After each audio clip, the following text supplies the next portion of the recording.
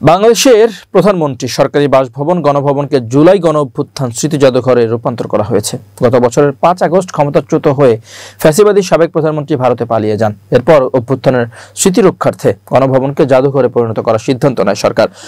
অভ্যুত্থানের স্মৃতি রক্ষায় নির্মিত এই জাদুঘর ভেঙে গুড়িয়ে দেবে আওয়ামী লীগ। এমনকি অন্তর্বর্তী সরকারের প্রধান উপদেষ্টা ডক্টর মোহাম্মদ ইউনূস ক্ষমতা ছাড়ার পর তার বাড়িতেও হামলা হবে বলে মন্তব্য করেছেন সাংবাদিক আনিস আলমগীর। সম্প্রতি সিনিয়র সাংবাদিক মোস্তফা ফিরোজের ইউটিউব চ্যানেল ভয়েস বাংলার এক শোতে অংশ নিয়ে জুলাই স্মৃতি জাদুঘর ভাঙার কথা বলেন আনিস আলমগীর। অপরদিকে একটি বেসরকারি টেলিভিশনের ষড়যন্ত্র ভেতরে ও বাইরে শীর্ষক টকশোতে অংশ নিয়ে তিনি ডক্টর ইউনূসের বাড়ি এবং তার প্রতিষ্ঠিত গ্রামীণ ব্যাংকে হামলার কথা বলেন। আনিস আলমগীর বিগত 15 বছরে স্বৈরাচার শেখ হাসিনা সরকারের সময় বিভিন্ন সুবিধা নিয়েছেন বলে অভিযোগ রয়েছে। তিনি আওয়ামীপন্থী সাংবাদিক হিসেবে পরিচিত।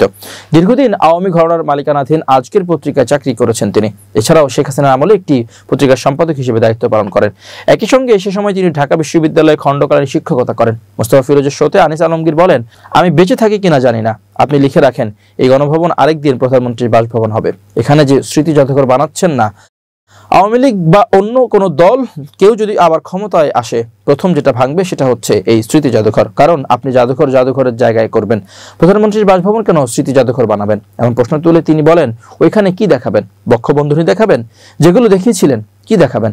ওইখানে যেগুলো দেখাচ্ছেন আপনি, যেগুলো হত্যা নির্যাতন হাসিনার আমলে যে কয়েকদিন জুলাই মাসে হয়েছিল, সেগুলো দেখানোর আর কোনো জায়গা পান নাই। গত 15 বছরে পতিত শেখ হাসিনা ফ্যাসিস্ট ও স্বৈরাচারে পরিণত হন এই গণভবনের থেকে। তাই সেই বাসভবনকে 2024 সালের ঐতিহাসিক জুলাই গণঅভ্যুত্থানের পর জাদুঘরে রূপান্তরের উদ্যোগ নেয় অন্তর্বর্তী সরকার। এখানে অভ্যুত্থানের প্রেক্ষাপট, সংগ্রাম, শহীদ এবং বিজয়ের স্মৃতিচিহ্ন রাখা হবে। এদিকে একটি বেসরকারি টেলিভিশনে ওই শোতে আনিস আলমগীর বলেন, ডক্টর ইউনূস 5 আগস্টের পর যে সংস্কৃতি বাংলাদেশে প্রবর্তন করেছেন, ধানমন্ডি 32 নম্বর ভাঙা দিয়ে যে মব কালচার চালু করেছেন রাষ্ট্রীয় নীরবতায়, দেশের মধ্যে একে ও মারতেছে, এই কালচার কি বিস্তৃত হবে না? এ পর্যায়ে তাকে থামিয়ে উপস্থাপক প্রশ্ন করেন, 5 আগস্টের পর এই সংস্কৃতির উৎপত্তি হলে বিএনপির চেয়ারপারসন ও সাবেক প্রধানমন্ত্রী বেগম খালেদা জিয়ার মইনুল রোডের বাড়ি কারা ভাঙল? শহীদ রাষ্ট্রপতি জিয়াউর রহমানের কবর 2 মাস পর পর কে খুঁড়ে দেওয়ার কথা বলেছিলেন?